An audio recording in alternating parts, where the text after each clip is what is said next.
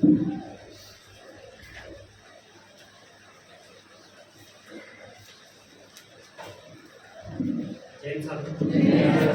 आप लोग? ये संविधान की मेरे हिसाब से चौथी या पांचवी क्लास है। इससे पहले हम संविधान क्या है, ये देश कौन से टाइप के होते हैं, ये उसी के साथ साथ मतलब संविधान में कितने भाग हैं, उन भागों को एक बार मतलब ऐसे ही देख चुके हैं, अनुच्छेदों को भी देख चुके हैं, अनुसूचियों को भी देख चुके हैं।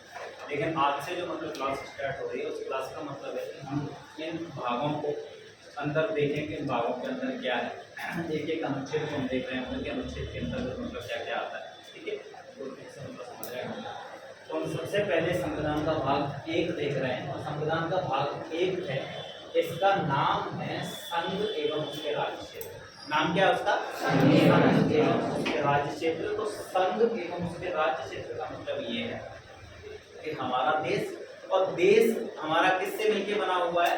राज्यों से और केंद्र शासित प्रदेशों से। यही है ना, राज्य और केंद्र शासित प्रदेशों से। इसके अंतर्गत हम कितने अनुच्छेद देखने वाले हैं? 4 अनुच्छेद देखने वाले हैं भाग 1 के अंतर्गत, ठीक है।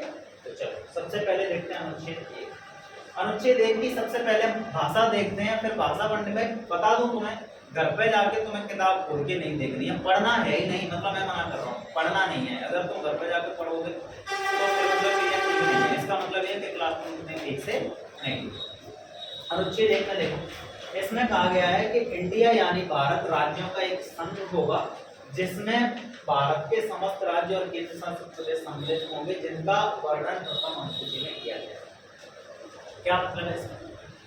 इंडिया यानी भारत, मतलब इंडिया जिसे हम भारत भी बोलते हैं, इंडिया मेन नाम है, इसका उपनाम क्या है? भारत। इंडिया यानी भारत राज्यों का एक संघ होगा, मतलब राज्यों से मिलकर संघ बना हुआ है। संघात्मक देश का मतलब होता है एक ऐसा देश जो राज्यों से मिलकर बना हुआ है, लेकिन इसमें से कोई भी राज्य अलग नहीं हो सकता। मतलब आने की तो अनुमति है, लेकिन जाने की अनुमति नहीं है। तो इंडिया यानी भारत राज्यों का एक संघ होगा, जिसमें वो समस्त राज्य और केंद्र शासित प्रदेश सम्मिलित होंगे, वो समस्त राज्य और केंद्र शासित प्रदेश सम्मिलित होंगे, जिनका उल्लेख पहली अनुसूची में किया गया है। हम अनुसूची सारी की सारी पढ़ चुके हैं, मतलब लिस्ट है, अनुसूची क्या है? लिस्ट, सूची बनी हुई है। तो पहली अनुसूची में क्या लिस्ट बनी हुई है? 28 राज्य, उनके नाम लिखे हुए, 8 केंद्र शासित प्रदेश, उनके नाम लिखे हुए। अगर मान लो 28 में से 29 किए गए तो भी पहली अनुसूची में परिवर्तन हो जाएगा, 28 में से 25 किए गए तो भी परिवर्तन हो जाएगा, 8 केंद्र शासित प्रदेश रहे तो ठीक, 8 में से 9 हो गए तो परिवर्तन, 8 में से 7 रह गए तो परिवर्तन। मतलब ये है कि गेट बंद करो, गेट। अगर पहली अनुसूची में परिवर्तन हुआ, क्या पहली अनुसूची में परिवर्तन हुआ, तो मतलब ये है कि हमें ये जो दिखाई दे रहा है देश, यहाँ पर कुछ ना कुछ मतलब बदलाव हो गया होगा। तो उसके लिए हमें आगे देखना पड़ेगा अनुच्छेद 2 और अनुच्छेद 3 परिवर्तन, क्या सिस्टम रहा होगा परिवर्तन का। तो अनुच्छेद 1 समझ में आ गया तुम्हें?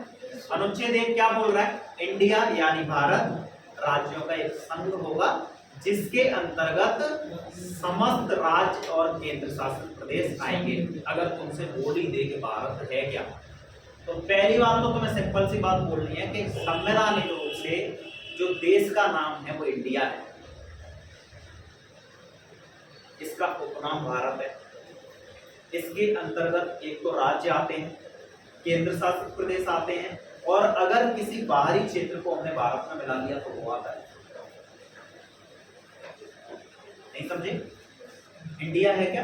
राज्य और केंद्र शासित प्रदेशों का समूह, उससे मिलकर जो बना हुआ है वही देश है। जो स्ट्रक्चर हमें दिखाई पड़ रहा है वो क्या है? इंडिया। अब रटने की जरूरत है क्या? बिल्कुल भी। अनुच्छेद 1 समझ में आ गया कि नहीं आ गया? अच्छे से आ गया, तो इसे अनुच्छेद को पढ़ने की जरूरत नहीं है।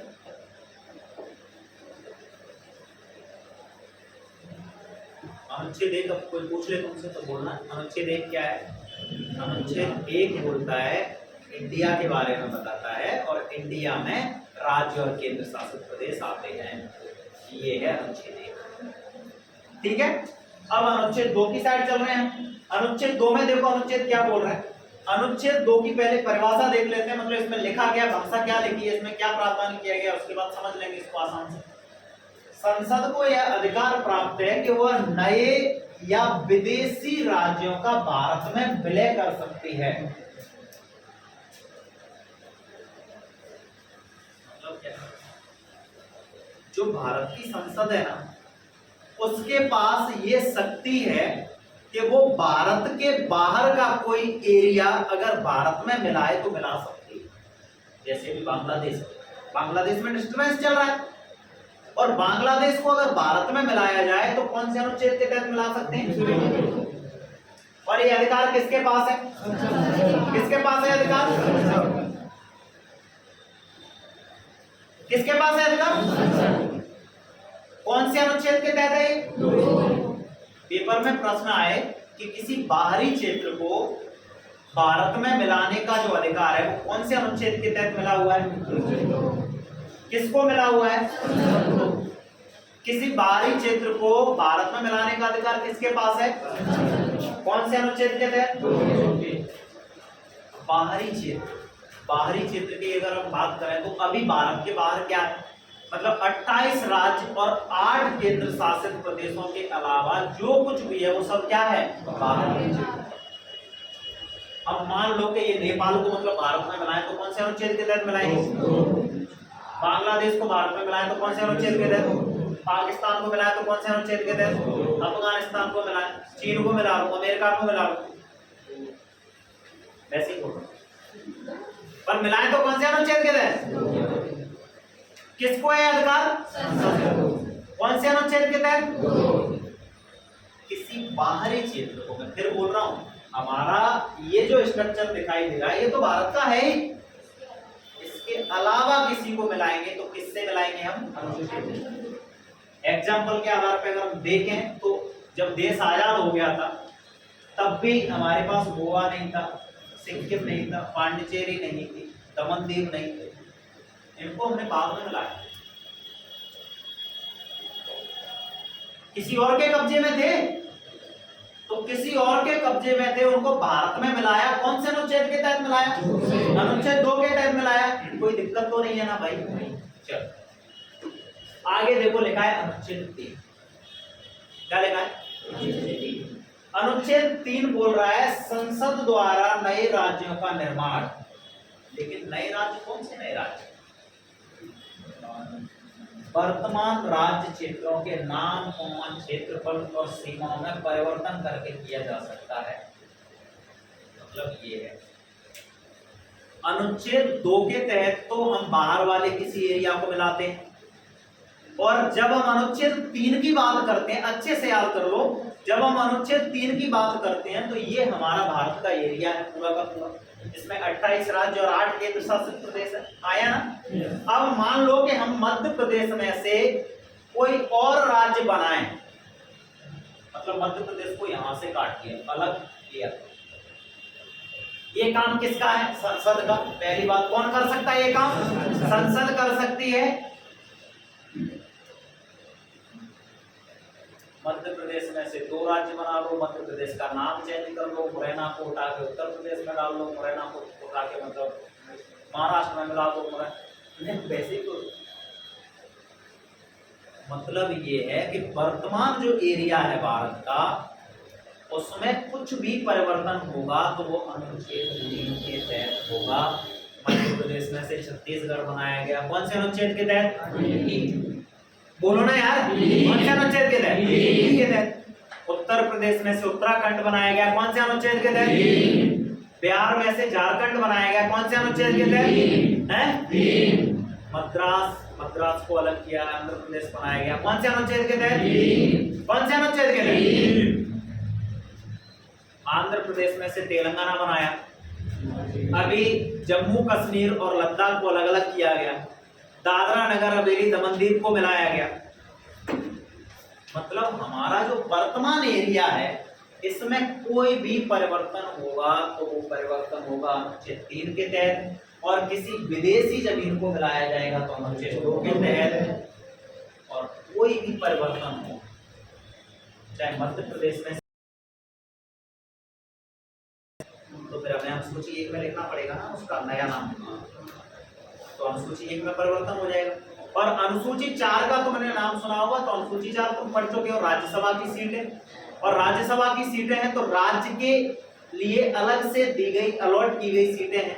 तो राज्य के लिए अलॉट की गई सीटें हैं, तो राज्य के लिए अलॉट गई सीटों का मतलब वर्णन तो करना पड़ेगा। तो चौथी अनुसूची में कि भाई उत्तर प्रदेश को 31 दी गई है, मध्य प्रदेश को 11 दी गई है, कोई नया बनाया है तो इसको इतनी दी गई है सीटें, लिखना पड़ेगा। तो चौथी अनुसूची में लिखना पड़ेगा। तो चाहे परिवर्तन अनुच्छेद 2 में हो और चाहे परिवर्तन अनुच्छेद 3 के तहत हो, चाहे अनुच्छेद 2 के तहत परिवर्तन हो, अनुच्छेद 3 के तहत परिवर्तन हो, ऑटोमेटिक मामला है अनुसूची 1 और अनुसूची 4 में परिवर्तन तो होना ही है। क्लियर है? नहीं समझे? चाहे तो अनुच्छेद 2 के तहत कोई परिवर्तन हो तब भी कुछ ऐड हुआ होगा, और ऐड हुआ होगा तो अनुसूची 1 में लिखना पड़ेगा उसको, और अनुसूची 1 में लिखना पड़ेगा तो उसके लिए कुछ राज्यसभा सीटें भी देनी पड़ेंगी, अलग से राज्य बनाओगे तो अनुसूची 4 में भी लिखना पड़ेगा। तो अनुसूची 1 और अनुसूची यही बात लिखी हुई है अनुच्छेद 4 में। अनुच्छेद 4 में लिखो, इसके अनुसार भारत की संसद जब अनुच्छेद 2 और 3 के अंतर्गत किसी विधि का निर्माण करेगी तो उसे करना अनिवार्य होगा या स्वतः हो जाएगा। अनुच्छेद 2 और 3 के नहीं माना जाएगा, जाने दो या बाद में जाने कुछ नहीं। अनुच्छेद 4 में लिखा हुआ तो अनुसूची 1 और 4 में परिवर्तन, और अनुच्छेद 2 और 3 में किया गया परिवर्तन अनुच्छेद 368 के तहत संशोधन नहीं माना जाएगा। अभी के लिए तुम सिर्फ इसको रट लो कि अनुच्छेद 368 के तहत संशोधन नहीं माना जाएगा। जब हम भाग 20 पढ़ेंगे समझ में आ जाएगा कि अनुच्छेद 368 के तहत संशोधन जो हुए वो उसमें शामिल अनुच्छेद 2, अनुच्छेद 3, अनुच्छेद 4 कौन से मतलब रिपीट कर लेते हैं।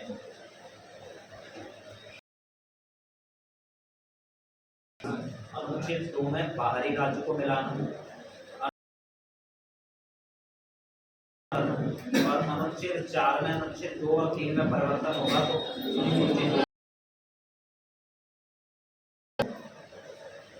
कोई दिक्कत तो नहीं है। मैं बोल रहा हूँ कि ये चारों अनुच्छेद तुम्हें घर पर जाकर पढ़ने की जरूरत है, देखने की भी जरूरत है घर पर। इन चारों अनुच्छेदों को घर पर जाकर पढ़ोगे फिर से नहीं, 1% नहीं पढ़ना है। एक बार फिर रिपीट कर देता हूँ मैं।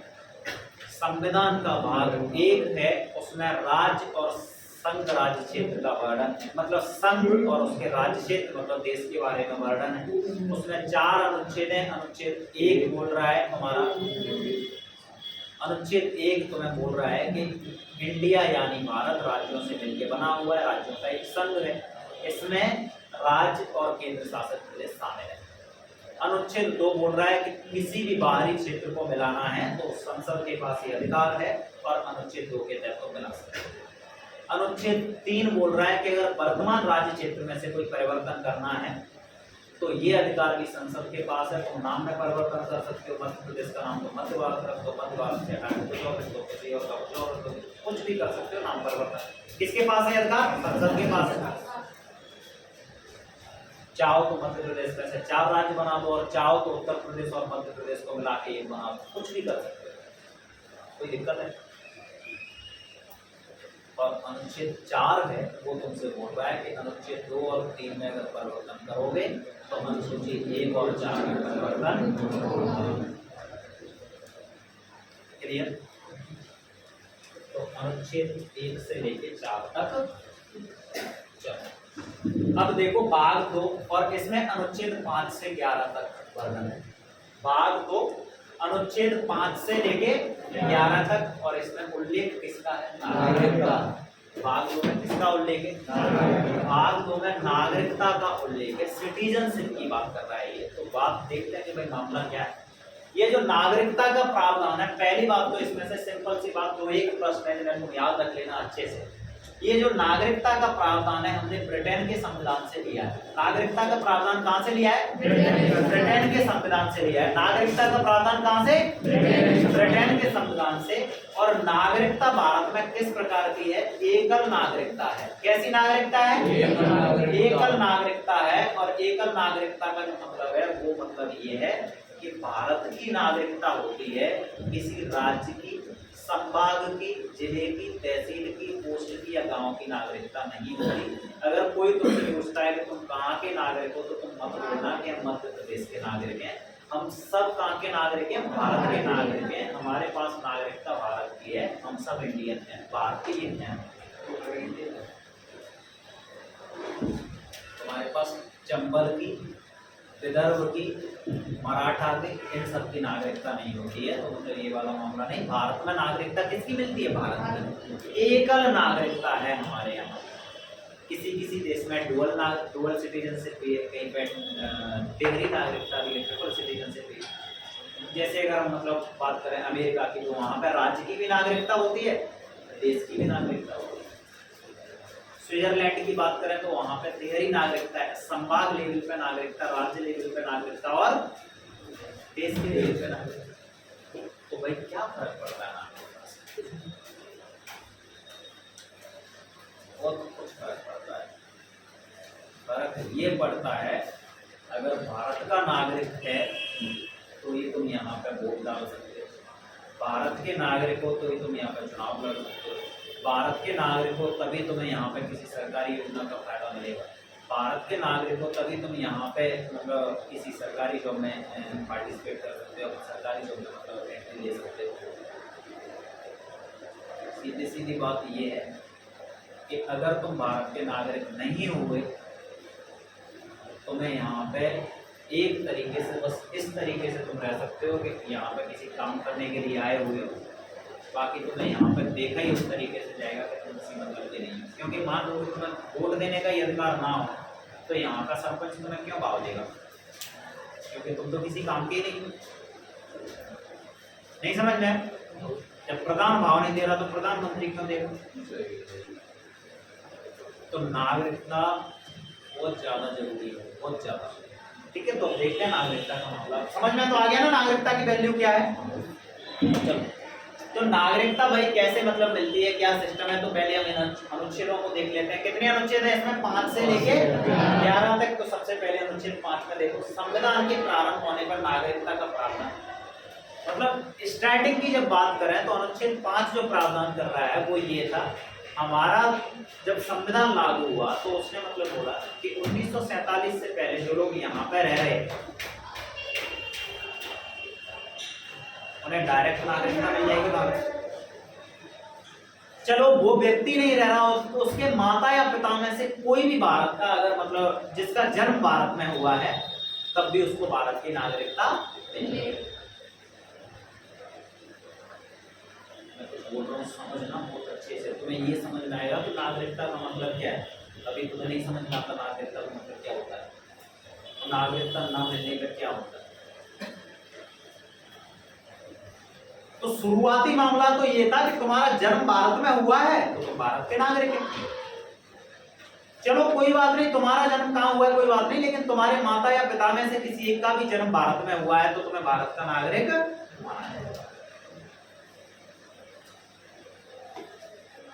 लेकिन फिर कंडीशन ऐसी बनी कि मान लो कि कोई व्यक्ति है और वो व्यक्ति पाकिस्तान से भारत आ रहा है तो उसको नागरिकता का मामला क्या रहेगा? तो शुरुआती मामला तो बिल्कुल क्लियर कट आपको याद रखना है। अगर आजादी से पहले इवन एक डेट याद कर सकते हो तो बढ़िया से, 19 जुलाई 1948 से पहले अगर मतलब भारत आ गया है तो उसको नागरिकता मिल जाएगी। मतलब जैसे नॉर्मल का कोई संबंध है या, क्योंकि पाकिस्तान भी तो भारत का हिस्सा था तो नागरिकता ऐसे ही मिल जाएगी। लेकिन मान लो कि कोई व्यक्ति भारत से पाकिस्तान चला गया और फिर वो भारत आ रहा है लौट के, अब अच्छे से याद, भारत से पाकिस्तान चला गया और फिर पाकिस्तान से कहाँ आ रहा है वो भारत। तो अगर 19 जुलाई 1948 से पहले आया तो नागरिकता मिल जाएगी, लेकिन अगर इसके बाद आया तो फिर उसको 5 साल तक भारत में शांति पूर्वक रहना पड़ेगा और सिद्ध करना पड़ेगा कि मैं एक अच्छा इंसान हूँ, मैं कोई उद्दंड या कोई फालतू हरकत करने वाला व्यक्ति नहीं हूँ, तो उसको नागरिकता दे दी जाएगी। और अगर उसने उन 5 वर्षों के दौरान कोई भी ऐसा काम किया जो कि हमारे देश के लिए ठीक नहीं है, कोई क्राइम कर दिया, कुछ ऐसी चीजें, तो उसको भारत की नागरिकता नहीं। अनुच्छेद 5, अनुच्छेद 6, अनुच्छेद 7 यहाँ पर दिक्कत है किसी बच्चे को। अनुच्छेद 5 क्या बोल रहा था? अनुच्छेद 5 बोल रहा था कि हमारा देश आजाद हुआ, देश की आजादी से पहले से जो लोग यहाँ पे रह रहे हैं उनको तो नागरिकता मिली जाएगी स्वतः। अनुच्छेद 6 बोल रहा है कि पाकिस्तान से भारत जो व्यक्ति आ रहे हैं उनको नागरिकता कैसे मिलेगी? तो 19 जुलाई 1948 से पहले आ गया तो नागरिकता डायरेक्ट मिलेगी, लेकिन अगर उसके बाद की बात है तो फिर उसको 5 साल। लेकिन मान लो कि कोई व्यक्ति भारत से पाकिस्तान जा रहा है और फिर भारत में लौट के आ रहा है, तो बात यह है कि 19 जुलाई 1948 से पहले आया तो नागरिकता नॉर्मल है, जैसे मिल रही थी वैसे ही मिल गई। लेकिन अगर उसके बाद आया तो 5 साल तक उसको शांतिपूर्वक तरीके से भारत में, तो ये तीनों समझ में आ गए। अनुच्छेद 8 को देखो तो ये बोल रहा है कि भारत से बाहर रहने वाले तथा भारत में पैदा होने वाले व्यक्तियों के संबंध में नागरिकता। कोई व्यक्ति है जो मूल रूप से भारतीय है, लेकिन मान लो कि उसको अंग्रेजों ने कहीं पर काम करने के लिए भेज दिया था, अफ्रीका भेज दिया था, बंधुआ मजदूर बना के ले गए या अपनी कंपनी में मतलब ले गए या कुछ भी करके मतलब व्यक्ति बाहर खड़ा हुआ है, तो उस व्यक्ति को नागरिकता कैसे दी जाएगी?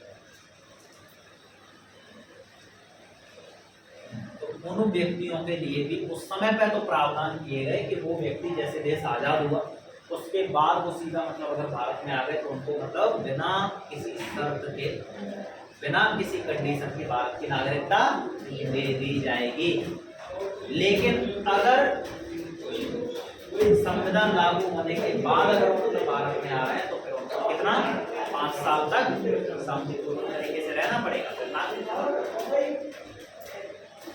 उसके बाद देखो अनुच्छेद 9, अनुच्छेद 2। अब अनुच्छेद 9 को देखो अच्छे से क्या बोल रहा है, किसी दूसरे देश की नागरिकता प्राप्त करने पर उसकी भारत की नागरिकता स्वतः समाप्त हो जाएगी। अरे भाई पहले ही तो लिखा हुआ है कि एकल नागरिकता का प्रावधान है, अगर हमारे दोस्तों तो फिर हमारे ही लोग अगर मुंह मारने की तैयारी। अगर भारत का नागरिक है तो भारत का ही नागरिक रहेगा, अगर उसने किसी अन्य देश की नागरिकता ली तो उससे भारत की नागरिकता छीन ली जाएगी। समझ में आया कि नहीं आया? तो भारत का नागरिक ही रहना है, अगर वो किसी अन्य देश का नागरिक बनता है तो उससे भारत की नागरिकता छीन ली जाएगी। अगर मैं तुमसे ये बोलूं कि भारत का राष्ट्रपति और वो पाकिस्तान की नागरिकता ले तो उससे तुरंत उसका पद छीन लिया जाएगा, तुरंत सारी की सारी सुविधा उसकी, क्योंकि वो भारत का नागरिक नहीं रहा। क्लियर है? कौन सा अनुच्छेद बोल रहा है ये वाली बात? अनुच्छेद 9। अनुच्छेद 9 ने क्या बोला? किसी दूसरे देश की नागरिकता, अगर दूसरे देश की नागरिकता ले रहे हो तो भारत की नागरिकता। अनुच्छेद 10। अनुच्छेद 10 बोल रहा है प्रत्येक व्यक्ति जो भारत का नागरिक है वह संसद द्वारा बनाए गए कानून के तहत भारत का नागरिक बना रहेगा। अनुच्छेद 10 बोल रहा है तुमसे कि तुम भारत के नागरिक हो, तुम भारत के नागरिक बने रहोगे। कब तक बने रहोगे? जब तक कि कोई ऐसा काम नहीं करोगे जो भारत के नियम कायदे कानून के खिलाफ हो। यहाँ पढ़ने आ रहे हो। मैंने बोला कि तुम यहाँ पर पढ़ने आ सकते हो, बिल्कुल आ सकते हो, और तुम तब तक यहाँ पे स्टूडेंट रहोगे जब तक कि अपनी कोचिंग के नियम कायदे का फॉलो करते रहोगे। अगर तुमने कोई अनुशासनहीनता की तो फिर तुम्हें क्लास से बाहर कर दिया जाएगा। सेम कंडीशन, मतलब अगर तुम भारत के नागरिक हैं तो तुम भारत के नागरिक बने रहेंगे, जब तक बने रहेंगे जब तक कि तुम किसी नियम कायदे कानूनों का उल्लंघन नहीं कर रहे हो। ये तुम्हें मतलब सुरक्षा दे रहा है अनुच्छेद 10 के, तो भारत के नागरिक हो और भारत के नागरिक बने रहोगे। अनुच्छेद 11 बहुत इंपॉर्टेंट अनुच्छेद है, इसका डायरेक्ट रेंज इनमें से शायद अनुच्छेद से प्रश्न सीधा नहीं आता है, या अनुच्छेद 5 में गया, अनुच्छेद 6 में गया, ऐसा प्रश्न नहीं आता, लेकिन अनुच्छेद 11 है, इसका प्रश्न सीधा आ जाता है। संसद को नागरिकता संबंधी कानून बनाने का अधिकार प्राप्त है।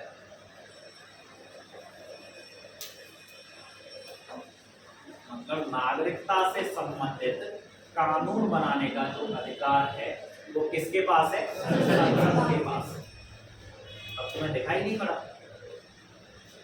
पहले बोला कि जन्म के आधार पर नागरिकता मिल जाएगी, लेकिन अब भारत में जन्म के आधार पर नागरिकता नहीं मिलती। अब पता चला मान लो कि कोई व्यक्ति पाकिस्तान का है और जब उसको बच्चा होने वाला है तभी वो घूमने आ गया भारत, और भारत में उसको मान लो कि इंडिया गेट भी बच्चा पैदा हो गया, और फिर वो बोले कि देखो तुमने ही तो बोल रखा है कि भारत में जो जन्म लेगा भारत का नागरिक बनेगा, तो ये तो भारत का नागरिक है। तो हमने बोल दिया नहीं नहीं ऐसे नहीं, ऐसा थोड़ी होता है कि मान लो कि कोई मुर्गी और किसी दूसरे के घर में अंडा देके आ गई तो अंडा उसके हो गया। नहीं समझ में आया? अरे भाई मुर्गी जिस देश की है अंडे भी उसी के हैं।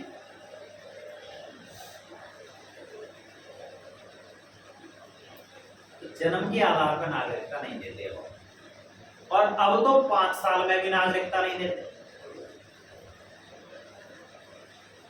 10 साल में भी देते हैं, 15 साल में भी देते हैं, और कुछ लोगों को देते ही नहीं है कट मतलब। और ये परिवर्तन किसने किए? ये संसद ने परिवर्तन किए, समय समय पर संशोधन किए।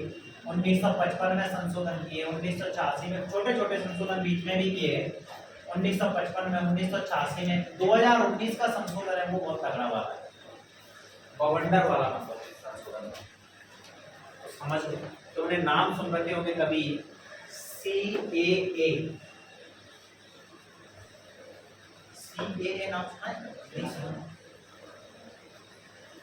NRC, NPR नाम नहीं सुने इनके कभी? सच में नहीं सुने? कोई बात। CAA है citizenship amendment act, citizenship amendment act, नागरिकता संशोधन अधिनियम। NRC क्या है? नेशनल रजिस्टर ऑफ सिटीजन्स, मतलब भारत के नागरिकों का रजिस्टर, मतलब सूची। किसकी सूची? भारत के नागरिकों की। नागरिकों की, नागरिक अलग हैं, और ये देखो national population register, national population register. इन तीनों चीजों को समझो अच्छे से। अब मैं बहुत सिंपल सी भाषा में समझाऊंगा जिससे तुम्हें समझ में आ जाएगा। क्या भारत में रहने वाले सभी लोग भारत के नागरिक हैं? बिना दिमाग लगाए बकवास मत किया करो, थोड़ा सा सोच लिया करो।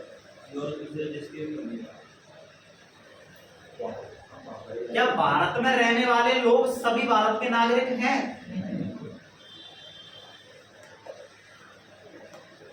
नहीं, हो ही नहीं सकते। कोई अमेरिका की कंपनी है यहाँ पर काम कर रही है, वो नागरिक का है क्या? हमारे भारत में रह रहे हैं। कोई व्यक्ति 20 साल पहले यहाँ पे आ गया, उसको भारत की नागरिकता नहीं मिली, पाकिस्तान से आया, लेकिन वो भारत की मतलब जमीन पे रह रहा है, तो नागरिकों में तो काम हो ही रहा है, यहीं पे रह रहा है मतलब, और पाकिस्तान में उसका कुछ नहीं है, परमानेंट ही रहता है। बांग्लादेश से घुसपैठिया जो भारत में आ गए और भारत में ही उनका सब, पाकिस्तान वहाँ बांग्लादेश में कुछ नहीं था, भारत में ही मतलब रहते हैं। जनसंख्या में तो वो काउंट हो रहे हैं, जनसंख्या में तो काउंट हो रहे हैं ना, लेकिन क्या वो भारत के नागरिक हैं? नहीं। ना तो वो वोट डालते, ना उन्हें किसी योजना का फायदा मिलता, ना वो मतलब बहुत सारे तो वो हैं जो पढ़ाई लिखाई भी बस रहते हैं। और ऐसे लोगों की संख्या भारत में, मैं लाखों बोलूं तब तो कोई दिक्कत ही नहीं, लेकिन अगर करोड़ भी बोलूं तब भी बड़ी बात नहीं। समझ में आ रहा मैंने कुछ बोला? ऐसे लोग जो भारत के नागरिक नहीं है, लेकिन वो भारत की पॉपुलेशन में काउंट होते हैं, जनसंख्या में तो काउंट होते हैं, लेकिन वो भारत के नागरिक नहीं है। तो उनकी एंट्री तो हो गई एनपीआर में, जो पॉपुलेशन है सबकी। और एनआरसी में किस किस की एंट्री होगी? सिर्फ जो सिटीजन्स हैं। सिटीजन्स होंगे तो उनके पास मूल निवासी भी होगा। आधार कार्ड तो बनवा लिया होगा फिलहाल, पर मूल निवासी तो मतलब नहीं बनेगा भाई। जमीन की रजिस्ट्री होगी उसके पास, आया ना? कुछ ना कुछ तो इसके पास ऐसा होगा जिससे वो ये बता पाए कि देखो भैया मैं भारत का ही हूं, और इसके लिए तुम बढ़िया सा मतलब तुम्हारे पास जो है प्रूफ, तो तुम अपने घर से मतलब जमीन के कागज मतलब बता सकते हो कि देखो ये हमारे दादा थे, फिर ये अब जो तुम मूल निवासी बनवाते हो उसमें मतलब तुम्हारी जाति लिखी होती है, उसमें तुम्हारा मतलब तुम कौन सी जगह से हो, क्या है, वो सब चीजें मतलब लिखी होती है। मूल निवासी मतलब यहीं के हो। और ये सारे के सारे कागज किसके पास नहीं मिलेंगे?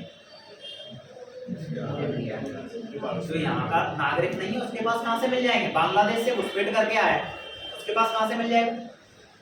तो यहाँ की जनसंख्या में तो वो काउंट हो जाएगा, लेकिन यहाँ का नागरिक वो नहीं है। तो इसमें सिर्फ नागरिकों का एंट्री और इसमें सबकी एंट्री। अब ये सीए क्या है? Citizenship amendment act. तो 1955 वाला जो मामला है ना, इसमें तो किया गया कि व्यक्ति को अगर भारत की नागरिकता लेनी है तो 5 साल तक वो भारत में शांतिपूर्वक तरीके से रहे, उसको भारत की नागरिकता मिल जाएगी। 86 में इसको किया गया कि भारत में अगर मतलब तुम्हें भारत की नागरिकता लेनी है तो तुम्हें 10 साल तक शांतिपूर्वक तरीके से रहना है। और 2019 का जो मामला है ना, उसने मतलब बहुत बड़ा भूखंडर पैदा कर दिया था और बहुत सारे लोगों की हत्या भी हुई। दिल्ली का मतलब मामला बना, और ये भूखंडर क्यों पैदा हुआ उसको तुम समझ लो। सीएए जो सिटीजनशिप अमेंडमेंट एक्ट 2019 का था, क्या मामला बना? अमित शाह द्वारा एक बिल मतलब प्रस्ताव पेश किया गया संसद में, और उसमें मतलब बोला गया कि एक तो पाकिस्तान, दूसरा बांग्लादेश और तीसरा अफगानिस्तान। पाकिस्तान, बांग्लादेश और अफगानिस्तान के मुसलमानों को छोड़ के अन्य सभी को भारत की नागरिकता दे दी जाएगी जो भारत में 10 साल से अधिक समय से निवास कर रहे हैं। किस किस को छोड़ दिया? और सिर्फ किसको छोड़ दिया गया? मुसलमानों। और इस वजह से भारत के मुसलमानों ने ये बोला कि सिर्फ मुसलमानों के लिए भेदभाव क्यों? अगर तुम्हें नहीं करना है तो तुम मतलब यहाँ पे पाकिस्तान में जो हिंदू रह रहे हैं उनको भी मत करो, सिख रह रहे हैं उनको भी नहीं, अन्य मतलब धर्मों से जो लोग हैं उनको भी मत, या तो सबको दो या किसी को मत दो। अब मैं तुम्हें मतलब बोल रहा हूँ, देखो 2-3 पॉइंट बोल रहा हूँ जिनके आधार पर अच्छे से समझ लेना। अमित शाह का तर्क बता देता हूँ, और अन्य जो विपक्ष वाले लोग थे या फिर जो मुसलमान लोग थे उनका।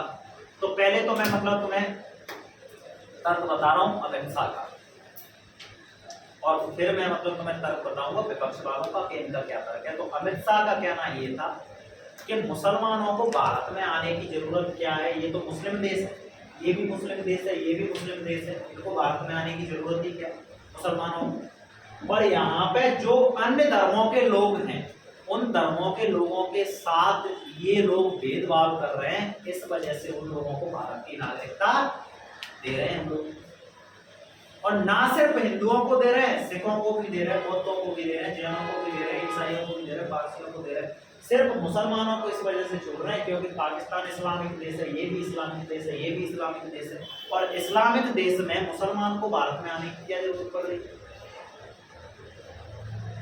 ये तो था तर्क किसका? अमित शाह का।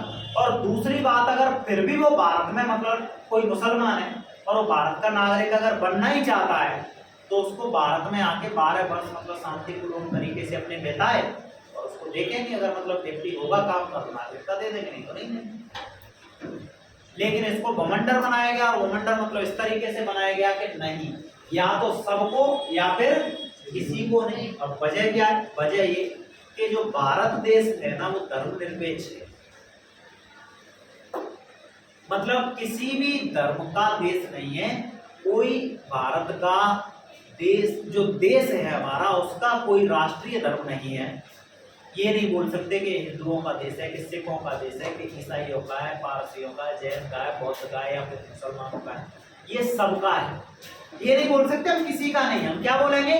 सबका है। हमारा देश नास्तिक नहीं है, हमारा देश कैसा है? सभी धर्मों का सम्मान करने वाला देश है। और धर्मनिरपेक्ष देश में ये नहीं होना चाहिए कि हम किसी कम्युनिटी विशेष को, ये अगर मुसलमानों का देश है तो ये अपनी इच्छा से नहीं आएंगे तो नहीं आएंगे, लेकिन तुम्हें अगर मतलब कोई प्रावधान करना है तो या तो तुम सबके लिए करो या फिर किसी के लिए नहीं, किसी के लिए भी मत करो। और इसी वजह से ये बवंडर हुआ, और बवंडर इतने लेवल पे पहुंचा कि दिल्ली में हिंदू और मुसलमानों का झगड़ा हो गया आपस में, और इतने लेवल पे मामला हुआ कि मतलब बोला जाता है इसमें, क्योंकि उस समय हम दिल्ली में ही थे और 150 लोगों के आसपास मतलब मौत हुई थी।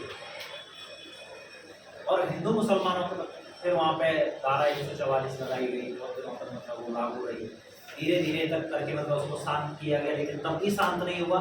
मुसलमानों की महिलाओं ने धरना प्रदर्शन देना शुरू किया, और दिल्ली में एक जगह है शाहीन बाग, वहाँ पे पूरा का पूरा मतलब उन्होंने टेंट लगा के रोड जाम कर दिया, और वहाँ पे महिलाएं मतलब पूरी सिर्फ महिला मतलब आती थी, और वो आंदोलन चला लगभग 4 से 5 महीने। एक ही जगह पे बैठ के वो आंदोलन चलता रहा। फिर वो आंदोलन खत्म कब किया गया पता है? जब यहाँ पे कोरोना आ गया था, तो कोरोना के समय पे मतलब उसके जो टेंट थे उनको उगाड़ के फेंका आदमी, और तब जाके आंदोलन खत्म हुआ। अब समझ में आया नागरिकता कितनी इंपॉर्टेंट होती है, नागरिकता का मतलब क्या होता है? क्योंकि नागरिकता नहीं तो तुम्हारे पास कोई अधिकार ही नहीं है। फिर तुम ये समझ लो भाई, तुम तो सिर्फ यहाँ पे फिर रह रहे हो, तो तुम अपने किसी व्यापारिक काम से या किसी वजह से तुम रह रहे हो तो बात अलग है, बाकी तुम्हारी कोई वैल्यू थोड़ी करेगा। अरे जब तुम्हारे पास नागरिकता नहीं है, वोट तुम डाल नहीं सकते, सरकारी योजनाओं का फायदा मिलेगा नहीं तुम्हें, किसी का सरकारी नौकरी तुम ले नहीं सकते, चुनाव तुम लड़ नहीं सकते, तो फिर मतलब है किस मतलब के तुम यहाँ पे? तो नागरिकता का मतलब ये होता है, अगर हम यहाँ के नागरिक हैं तो बहुत सारे तो मौलिक अधिकार भी ऐसे हैं जो सिर्फ नागरिकों को मिलते हैं, गैर नागरिकों को नहीं मिलते। तो हमने क्या क्या पढ़ाया है? संविधान का भाग 1, अनुच्छेद 1, 2, 3, 4, फिर यहाँ संविधान का भाग 2, नागरिकता, इसमें अनुच्छेद 5, 6, 7, 8, 9, 10 कोई दिक्कत तो नहीं आ गया समझ में तुम्हें? तो हमने मतलब 2 भाग पढ़ लिए हैं और 2 भाग कंप्लीट हो गए। तुम्हें अगर इनमें से किसी भी अनुच्छेद में कोई दिक्कत है तो मैं मतलब 1 बार नहीं 10 बार बताने के लिए यहाँ पे खड़ा हूँ। और अगर तुम्हें घर पे जाके पढ़ने की जरूरत पड़ रही है तो बड़ी समस्या है, फिर इसका मतलब ये है कि तुमने क्लास में ठीक से को स्थापित नहीं किया। ठीक है, तो कल हम लोग मौलिक अधिकार पढ़ने वाले हैं, और मौलिक अधिकार बहुत ज़्यादा इम्पोर्टेंट है। अनुच्छेद 12 से लेके 35 तक मतलब मौलिक अधिकारों की क्लास चलेगी। तो कौन कौन से अधिकार हैं जो हमें मिले हुए संविधान के द्वारा। ठीक है, जय हिंद।